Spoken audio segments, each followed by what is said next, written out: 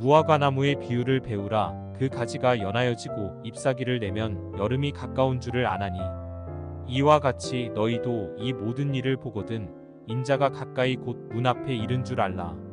내가 진실로 너희에게 말하노니 이 세대가 지나가기 전에 이 일이 다 일어나리라. 천지는 없어질지언정 내 말은 없어지지 아니하리라. 그러나 그날과 그때는 아무도 모르나니 하늘의 천사들도 아들도 모르고 오직 아버지만 아시느니라. 노아의 때와 같이 인자의 임함도 그러하리라. 홍수전에 노아가 방주에 들어가던 날까지 사람들이 먹고 마시고 장가 들고 시집 가고 있으면서 홍수가 나서 그들을 다 멸하기까지 깨닫지 못하였으니 인자의 임함도 이와 같으리라. 그때에 두 사람이 밭에 있음에 한 사람은 데려가고 한 사람은 버려둠을 당할 것이요 두 여자가 맷돌질을 하고 있음에 한 사람은 데려가고 한 사람은 버려둠을 당할 것이니라. 그러므로 깨어 있으라. 어느 날에 너희 주가 임할는지 너희가 알지 못함이니라. 너희도 아는 바니 만일 집 주인이 도둑이 어느 시각에 올 줄을 알았더라면 깨어 있어 그 집을 뚫지 못하게 하였으리라. 이러므로 너희도 준비하고 있으라. 생각하지 않은 때에 인자가 오리라. 오늘도 예배에 참여하신 여러분을 진심으로 환영하며 한 주간도 은혜와 평강 속에 승리하시는 한 주간이 되시기 바랍니다. 오늘 호산나 찬양대 찬양이 오늘 본문과 연결되어 있습니다. 그래서 딱 맞았어요. 그래서 지휘자님하고 곡이 필이 통한 것 같아요. 예. 어느 방송 TV 프로그램에서 야생으로 떠돌아다니는 강아지나 고양이를 잡아서 치료하고 구출하는 그러한 장면을 보게 되었습니다. 그런데 거기서 가장 안타까운 것은 그 강아지들이 질병으로 인해서 어떤 강아지는 목줄에 매여서 그 목이 점점점 자라서 조여가는데 이 구조대원들에게 잡히지 않으려고 얼마나 필사적으로 도망치는지 몰랐습니다. 도망치는 것을 보게 되었습니다. 우리가 생각해보면 널 고치기 위해서 그래, 널 구원하기 위해서 그래, 그렇게 생각하는데 강아지는 영문도 모른 채 사람들이 자신을 잡으려는 것 때문에 두려움, 죽이려는 것 아닌가 하고 두려움 때문에 필사적으로 도망을 칩니다. 또 코너에 몰려 있으면 사람들이 잡으려면 막 으르렁거리고 고양이는 핥히기도 하고 막 이빨로 물기도 해요. 어렵게 그 강아지나 고양이를 잡아서 동물병원에 가서 치료하고 다시금 다른 사람들에게 키우도록 분양하는 경우를 보게 되었습니다. 이 모습을 보면서 주님께서 우리를 구원하시려고 손을 내미시는데 우리는 주님의 마음을 모른 채 주님이 나를 해하려는 줄 알고 나를 죽이려는 줄 알고 두려워서 도망치고 있는 우리의 모습을 한번 생각해 보게 되었습니다. 오늘 성도 여러분, 이 대강절 대림절 두 번째 주일입니다. 이 대림절은 교회력의 시작으로 보는 이유는 예수 그리스도의 탄생과 생애, 고난과 죽음과 부활, 그리고 더 나아가서 승천과 재림, 이 모든 것이 예수님의 그 중심으로 성경이 형성되어 있기 때문에 결국 대림절은 교회 절기의 시작입니다. 그래서 우리는 이 대림절은 아기 예수의 오심을 기다리는 절기이면서도 또 다시 오시는 재림 주 예수를 기다리는 절기인 것입니다. 아기 예수의 오시는 예수님이 죄로 말미암아 죽을 수밖에 없는 저희들을 구원하시기 위하여 오셨다면 다시 심판주로 오신 그 주님은 마지막 때 심판하시기 위하여 또 구원하시기 위하여 다시 오시는 것입니다. 여러분, 예수님의 우리 기독교 신앙은 예수님의 초림과 재림 사이에 놓여 있습니다. 2000년 전 예수님의 역사적 실존 공생애가 없었다면 기독교 신앙은 성립될 수가 없었을 것입니다. 또 더 나아가 예수님의 이 세상에 다시 오신다는 재림 신앙이 없다면 우리는 믿음 생활을 해야 될 이유가 없는 것입니다. 그런데 우리는 기독교인들이 찬송을 부르고 성경을 읽으며 재림 예수를 기다린다고 하지만 우리의 실제적인 삶은 재림하시는 예수님에 대해서는 너무나 먼 일로 희미해져 가고 있다는 것이 부정할 수 없습니다. 심지어 우리는 시한부 종말론처럼 언제 주님이 오신다는 그것이 결국 이루어지지 않자 예수님이 오시지 않는가 봐 하면서 하나님은 거짓말인가 봐 하면서 주님을 떠난 사람도 있고 실망한 사람도 있고 또 예수님을 믿는 사람도 주님의 다시 오심에 대한 재림 예수에 대한 것을 완전히 까마득하게 잃어버린 채 살아가고 있다는 것이 우리의 실존입니다.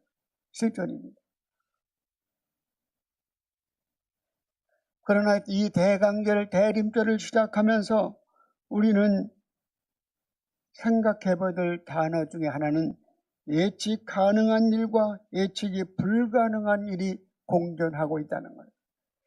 우리는 주님의 재림에 대해서 언제 오실는지, 어떠한 방법으로 오실는지, 어느 장소에 오실지 그것은 예측할 수 없다고 성경은 말하지만 그러나 분명한 것은 내가 반드시 오신다는 그 약속은 반드시 예측된 것입니다.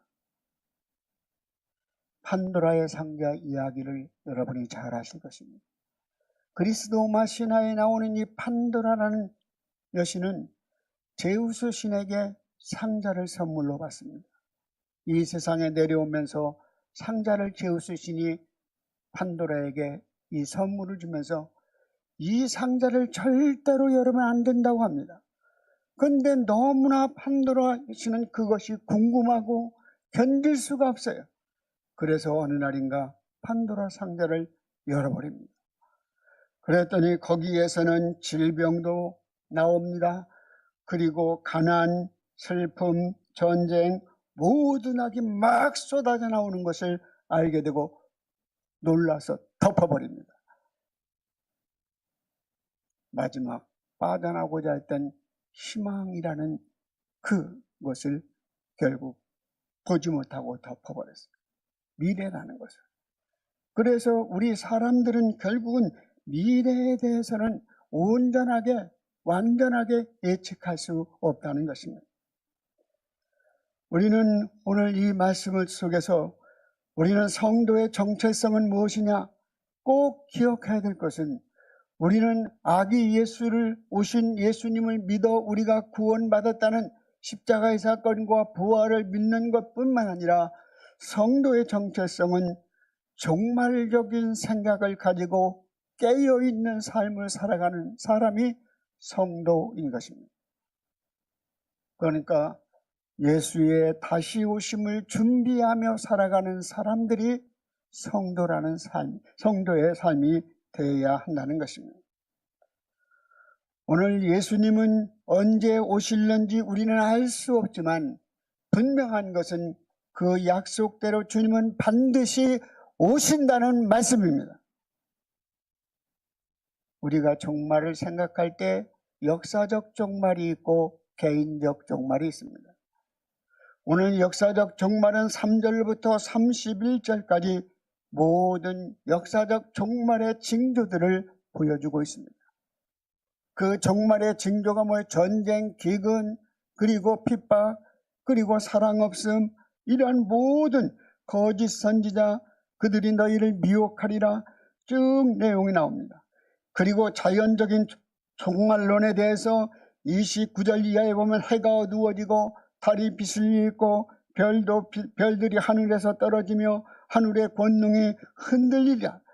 그때 인자가 하늘에서 보이겠고 그때 땅의 모든 족속들이 통곡하며 그들이 인자가 구름 타고 능력과 큰 영광으로 오는 것을 보리라. 여러분, 교회에 언제부터 나오셨습니까? 여러분은 예수 믿고 구원을 받았다고 고백합니까? 그렇다면 우리는 예수님의 다시 오심에 대한 완전한 역사적 종말과 개인적 종말에 대한 믿음을 갖고 있습니다. 더 요즘 현대 신학에서 표현하는 것처럼 하나님 나라에 대한 그러한 희망을, 소망을 갖고 살아가고 있습니다. 우리가 재림신앙에 깨어있다는 그 삶의 중심에는 우리의 이생의 삶이 전부가 아니라 하나님과 더불어 사는 사람들에게는 영원한 세계가 있음을 믿는 것이 성도의 정체성이요 우리의 신앙이 되어야 하는 것입니다. 우리는 이것을 잃어버리고 살기에 우리는 신앙생활을 기쁨이 없이 감사가 없이 허무하게 살아가고 있지 않는지 돌아보셔야 합니다. 오늘 말씀을 통하여 너희가 33절에 이 모든 일을 보거든 인자가 가까이 곧 문 앞에 이른 줄 알라. 이 모든 일이란 3절부터 31절까지 있는 모든 사건을 보거든 주님이 오실 징조라고 말씀하고 반드시 속히 주님이 오실 것을 알라고 말씀합니다. 그래서 깨어 준비하라는 것입니다. 그러면서 무화과나무의 비유를 말씀합니다. 무화과나무는 가장 늦게 잎을 내고 꽃을 피지만 잎을 내고 그러나 가장 빨리 열매를 맺고 성취하는 것이 열매를 따먹는 것이 무화과나무입니다. 다른 나무는 이미 이른 봄부터 다 잎을 내고 꽃을 피우는데 무화과나무는 다른 잎들이 꽃을 필 때 거의 여름이 가까워서 잎을 내고 금방 열매를 맺혀서 사람들에게 결과를 가져다 주는 것이 무화과나무입니다. 그래서 무화과나무가 꽃잎이 나는 것을 보면 여름이 온 것이 알듯이 너희가 이 역사 속에서 여러 가지 징조를 보거든 주님이 오실 때임을 알라는 것입니다. 가까이 왔음을 알라는 것입니다. 여러분, 예수님이 과거에 우리에게 약속하셨던 그 약속은 약속대로 예수님이 오셨고 약속대로 십자가에 죽으셨고 약속대로 부활하셨고 약속대로 승천하셨고 약속대로 다시 오시리라. 그것은 무엇입니까?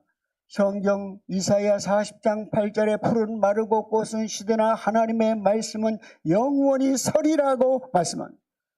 말씀은 하나님의 약속은 반드시 이루어지리라는 그 말씀 가운데 우리는 예수님의 부활에 대한 십자가에 대한 이야기만 있는 것이 아니라 다시금 오시리라는 약속이 있다는 말씀입니다. 여러분, 주님의 재림으로 세상의 종말이 다가올 때 불신앙의 사람들에겐 두려움일 수밖에 없습니다. 심판주로 오시는 인자가 임하시기 때문에 그래요. 그러나 믿음의 사람들에게는 두려움이 아니라 그때가 우리를 구원하는 때고 하나님의 나라가 온전히 완성되는 때고 생명이 완성되는 때라고 볼 수 있습니다. 우리가 하나님의 나라에 대한 이야기를 하면 영어로 쓰는 단어가 두 단어가 있습니다. already. 벌써 예수님과 함께 하나님의 나라가 우리 가운데 임했다는 것입니다. 그러나 yet, 아직은 온전하게 임하지 않았다는 거예요. 그러므로 그 온전함이, 생명의 온전함이, 구원의 온전함이, 그것은 결국은 예수님이 재림하실 그때 이루어진다고 우리에게 약속하셨습니다. 여러분, 오늘도 우리는 그 마지막 재림의 때가 심판의 날이 아니라 하나님의 백성들에겐 하나님의 나라가 이루어지고 하나님의 생명이 완성되는 날입니다. 그러므로 주님의 재림의 때가 모든 것이 끝을 말하는 것이 아니라 새롭게 하나님의 나라가 완성되는 새하늘과 새 땅이 이루어지는 날입니다. 계시록 20장입니다. 눈물도 곡하는 것과 아픈 것이 없고 다시는 사망이 없는 그 하나님의 나라, 영원히 함께하는 주님과 함께하는 하나님 나라가 완성된다는 것입니다. 그래서 우리 종말론적 삶을 살아가는 사람들은 삶은 부정이나 절망이 아니라 결국은 소망과 희망을 가지고 살아갈 수 있습니다. 재림신앙은 절대적인 생명과 관련되어 있습니다. 생명은 밖에서부터 안으로 주어지는 것입니다. 여기의 핵심은 생명의 중심은 하나님, 예수 그리스도이신 것입니다. 예수님을 통해서 우리는 절대적인 생명을 얻게 되었고 종말의 예수님의 오심은 생명은 영원한 생명을 주는 생명이며 하나님에 의해서 완성될 절대적인 생명인 것입니다. 그러므로 오늘 44절에 이러므로 너희도 준비하고 있으라 생각하지 않은 때가 인자가 오리라고 말씀합니다. 하나님은 약속은 반드시 이루어집니다. 왜? 하나님은 거짓말하실 수 없기 때문에. 하나님은 약속하신 것을 이룰 수 있는 능력이 있기 때문입니다. 부모가 자식에게 약속해도 약속을 지킬 수 없을 때가 있지 않습니까? 그러나 우리 하나님은 지혜로울 뿐만 아니라 그 약속을 지킬 수 있는 능력이 있기 때문에 반드시 다시금 생명의 주님으로 우리 가운데 임하시리라고 말씀합니다. 그 당시에도 시한부 종말론처럼 주님의 재림이 금방 이루어지지 않아서 낙심되고 주님을 떠나는 사람들이 있었습니다. 그것에 대해서 베드로는 베드로전서 3장 8절 이하에 이렇게 말씀합니다. 사랑하는 자들아, 주의 약속이 어떤 이들에겐 더디다고 생각하는 것 같이 더딘 것이 아니라 오직 주께서 너희에 대하여 오래 참으사 아무도 멸망하지 않고 다 회개하기에 이르기를 원하시느니라. 결국은 주님이 더디 오시는 것은 더 많은 사람이 회개하고 돌아서서 예수님을 믿고 생명을 얻기 위하여 주님의 참으시는 기간이라고 말씀하고 있는 것입니다. 예수님의 첫 번째 오시는 초림 사건을 믿는 사람들은 주님이 다시 오심을 믿는 사건인 재림 사건을 믿고 깨어 기다려야 합니다. 예수님의 초림을 믿었던 사람들은 하나님의 약속의 말씀만 믿고 기다렸지만 지금 우리는 이미 오셨던 예수님을 경험한 사람으로 또다시 오시는 주님을 기다리는 것입니다. 계시록 22장 20절 말씀에 보면 내가 진실로 속히 오리라 이르거늘 아멘 주 예수여 오시옵소서. 마라나타 신앙입니다. 우리 현대 신앙인들은 저 어디 하나님 나라가 어디 있어? 재림이 어디 있어? 이렇게 산 반쪽짜리 신앙을 갖고 살아가는 것 때문에 신앙에 힘이 없고 신앙의 동기가 부여되지 않고 신앙이 낙심되고 취미생활처럼 신앙생활하는 거예요. 여러분, 믿음은 생명인 것입니다. 그러므로 생명처럼 주의를 지키고 생명처럼 깨어 있어야 되고 생명처럼 말씀에 깨어 있는 성도의 삶을 살아야 하는 것입니다. 천지 창조하심을 믿는다면, 주님의 부활을 믿는다면 주님의 다시 오시는 재림 사건을 믿어야 합니다. 오늘 재림하시는 예수님에 대한 신앙이 언제 오실는지는 어떤 방법으로 오실는지는 모르지만 반드시 오신다는 그 믿음이 여러분들 안에 기쁨으로, 감사로, 은혜로, 구원으로, 평화로 풍성해질 수 있기를 바랍니다. 대림신앙을 회복하자.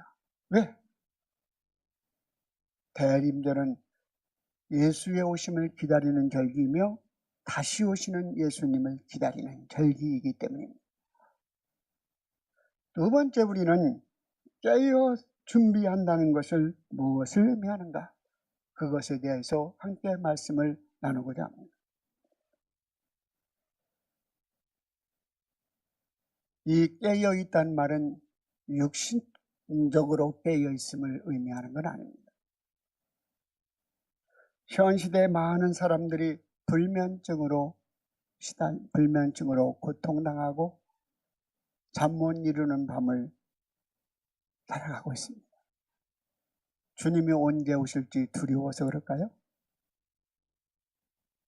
세상 근심 걱정의 문제이고 우리 심리적인 문제일 것입니다.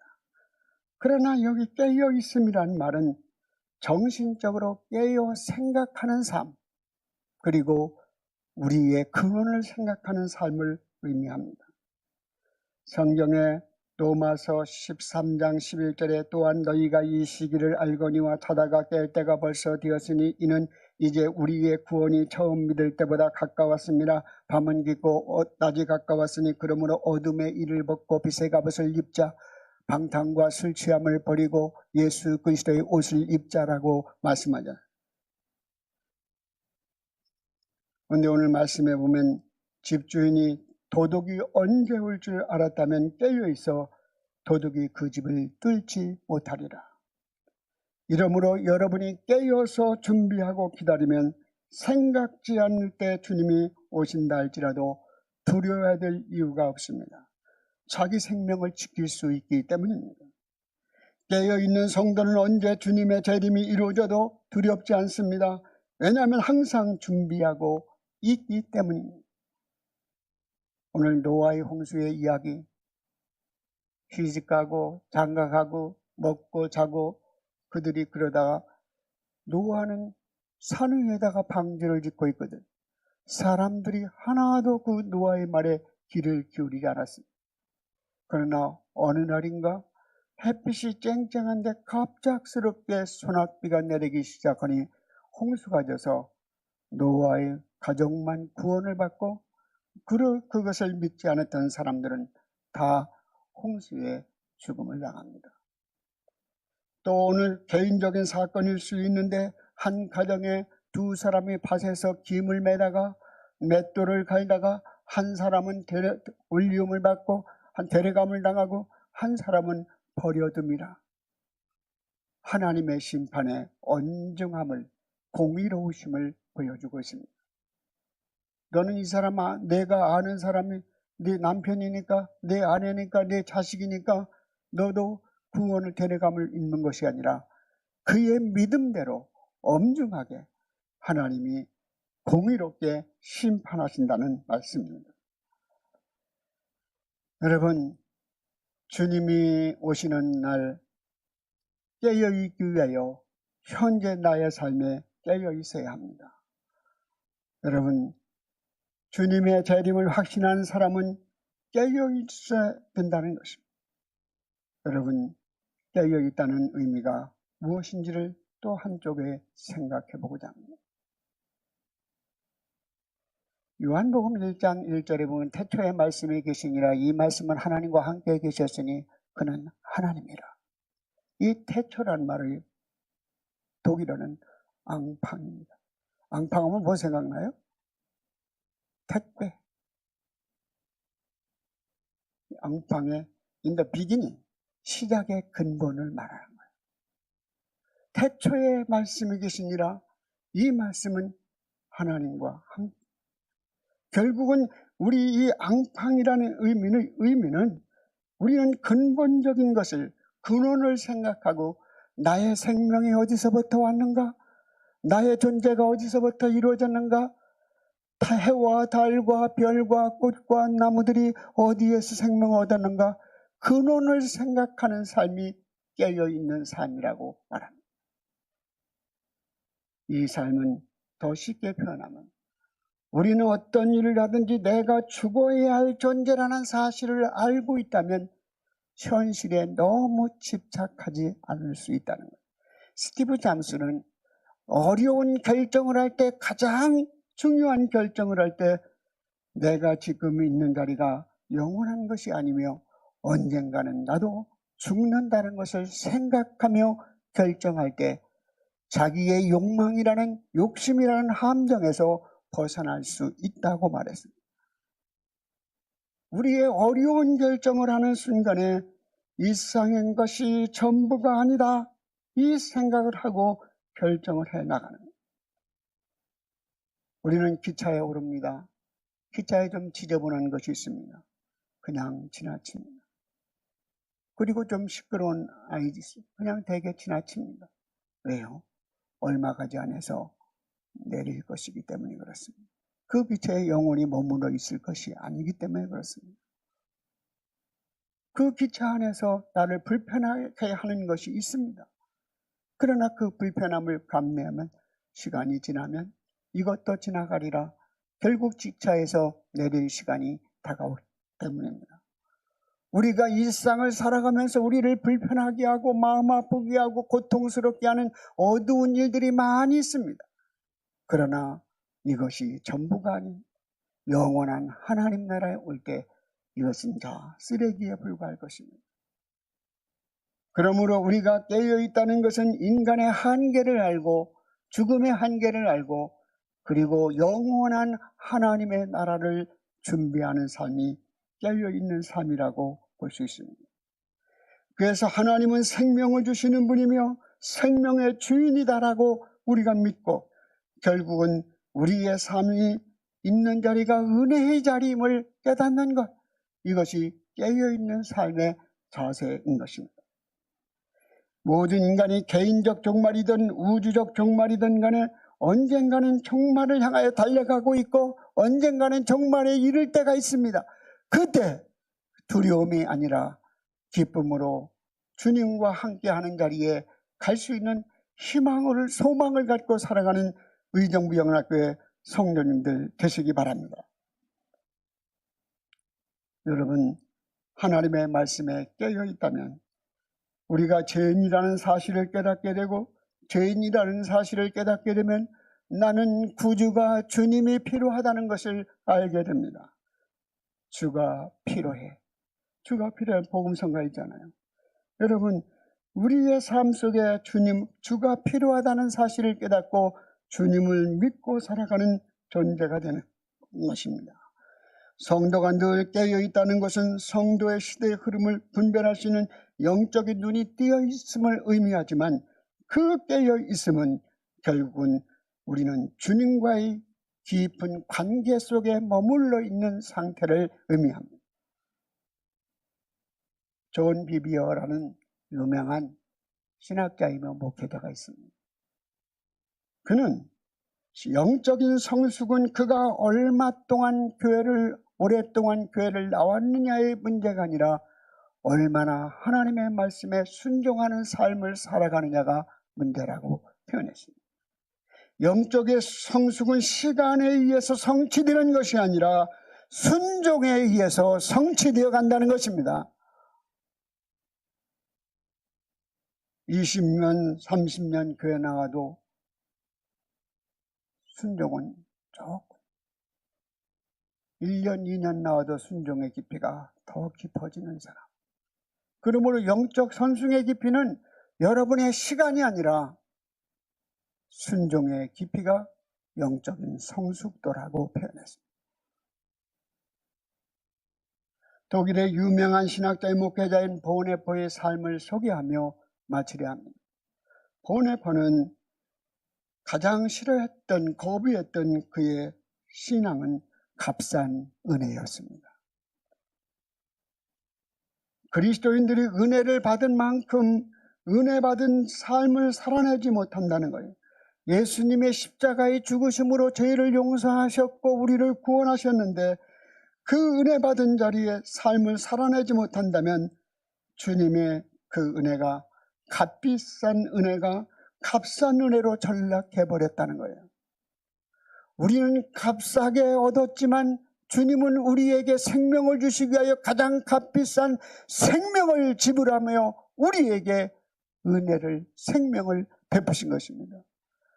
주님의 은혜를 값싸게 여기지 말라. 제3의 은혜를 값싸게 여기면 또 죄를 쉽게 범합니다. 생명의 소중함을 값싸게 여기면 우리는 생명의 소중함을 알지 못합니다.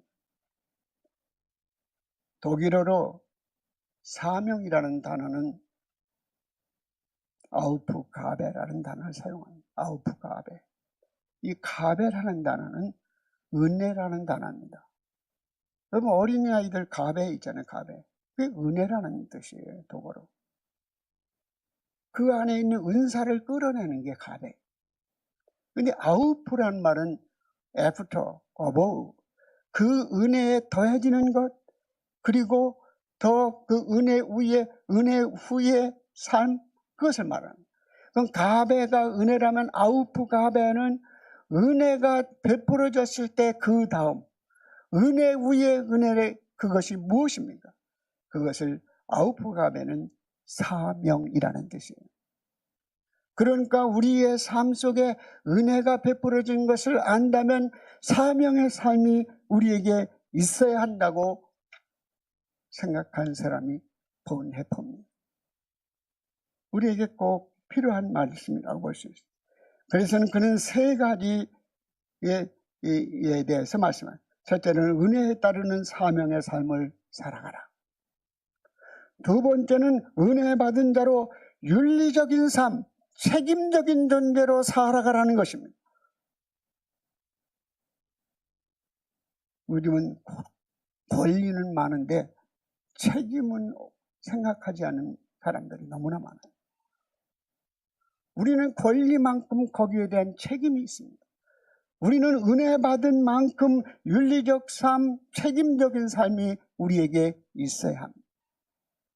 세 번째는 은혜에 대한 감사의 삶을 회복하라는 것입니다. 은혜에 대해 세 가지. 첫 번째 뭐예요? 사명의 삶. 두 번째 뭐예요? 윤리적 삶. 세 번째 뭐예요? 감사의 삶. 그러므로 사명과 윤리와 감사의 삶이야말로 구원의 은혜를 선물로 받은 참된 그리스도인의 삶이라고 표현한 것입니다. 우리가 잘 알고 있는 명언 중에 내일 지구에 종말이 온다 할지라도 한 그루에 뭐예요? 사과나무를 심겠다. 이 스피노자의 이야기로 우리는 알고 있잖아요. 스피노자는 1621년도 사람. 그러나 유럽 사람들은 루터의 이야기로 알고 있습니다. 루터의 종교개혁은 1517년입니다.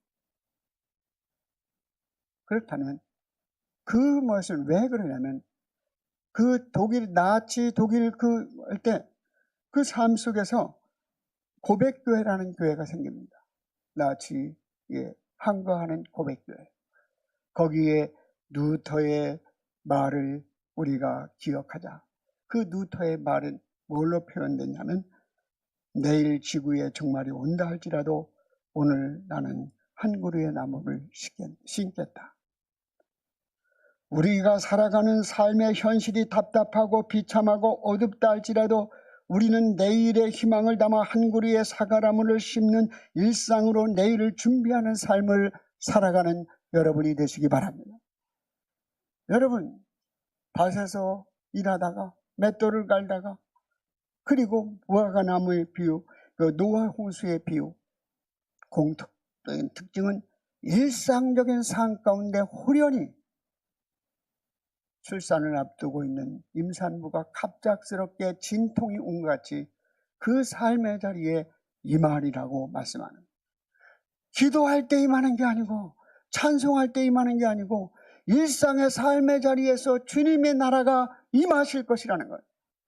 그러므로 우리는 우리의 기도할 때 찬송할 때도 깨어 있어야 되지만 우리의 일상의 here and now, 우리의 있는 삶의 자리에 지금 그 자리에 우리의 직업이 소명이라는 생각을 갖고 깨어 있어 하나님과의 관계 속에서 하나님의 나라를 소망하는 자로 그 일을 감당하고 하나님의 영광을 위하여, 하나님의 나라를 위하여 살아가는 삶이 깨어있는 삶이라고 볼 수 있습니다. 성도 여러분, 깨어 있다는 것은 항상 예수 그리스도를 통하여 하나님과 늘 살아있는 관계를 맺어 나가야, 우리가 지금 깨어 있어야만, 영적으로 깨어 있어야만 주님을 맞이할 수 있어요. 그래서 깨어있는 삶에 대한 세 가지 비유가 마태복음 25장에 나옵니다. 첫 번째 뭡니까? 열처녀의 비유. 기름과 불을 준비한, 거기에 기름은 성령이죠. 성령과 함께하는 삶. 두 번째 비유가 달란트의 비유. 우리의 삶의 자리에서 어렵고 삶의 자리에서 우리의 맡겨진 사명을 잘 감당하라는 달란트의 비유. 세 번째 비유가 뭡니까? 양과 염소의 비유에서 양의 무리에 속한 사람은 내가 목마를 때 내 마실 물을 주었고, 내가 옥에 갇혔을 때 나를 돌아보았으면 내가 배고플 때 먹을 것을 주었고 하며, 그 고통당하는 소외된 사람들에게 베푼 것에 대한 이야기입니다. 그러므로 우리는 항상 가난한 이웃에 대한 관심을 갖는 것이 또 하나의 사명의 삶이요, 깨어있는 삶이라고 볼 수 있는 거죠. 그런데 거기서 기억할 것은, 그들이 내가 언제 주님을 돌보았습니까? 언제 내가 주님을 돌보지 않았습니까? 언제라고 묻는 그 질문 앞에는 그들의 섬김을 기억하지 않고 있다는 것입니다. 그것은 진정한 섬김의 자세가 어떤 섬김이 되어야 되는가를 우리에게 말씀해 주고 있습니다. 성도 여러분, 오늘 대림절 두 번째 주일, 다시 오시는 예수님을 기다리는, 주님의 재림을 기다리는 신앙으로 깨어나길 바랍니다. 그 깨어 준비하는 삶이란 결국은 우리의 일상 가운데 주님이 언제 오시든지 그 자리가 주님과 함께하는 자리가 될 수 있도록 늘 우리의 삶의 근원을 생각하고, 우리에게 생명을 주신 분을 생각하고, 내 삶을 이끌어 가시는 분을 생각하고, 생명을 주신 분이 주님이심을 믿고 주님과의 관계 속에서 살아감으로 늘 주님이 오실 때 다 주님을 맞이할 수 있는 축복된 의정부영락교회 성도님들이 되시기를 바랍니다. 주님 언제 오시든지 주 예수여 오시옵소서. 아멘. 이렇게 응답할 수 있는 여러분이 되시기를 바랍니다. 기도드리겠습니다. 하나님 아버지, 은혜와 사랑을 감사합니다. 오늘도 주 예수여 오시옵소서. 아멘. 오늘도 주의 축복된 백성들의 믿음에 깨어 있게 하시고 하나님과 동행하는 삶을 누리는 귀한 은혜를 누리게 하여 주시옵소서. 오늘도 우리는 현실의 삶에 너무 집착하여 고달픔 속에서, 어둠 속에서 헤매일 때가 많고, 우리 믿는 자에게 주시는 재림 신앙을 잃어버리고 소망을 점점점 희미해져 가고 있습니다. 우리로 하여금 재림 신앙을 갖게 하셔서 내가 죽어도 살겠고 죽음의 자리, 재해의 자리, 어둠의 자리에서 빛으로 오시는, 생명의 주로 오시는 주님을 맞이함으로 재림 신앙을 누리며 살아가는 성도의 삶이 되게 하여 주시옵소서. 예수님의 이름으로 기도드립니다. 아멘.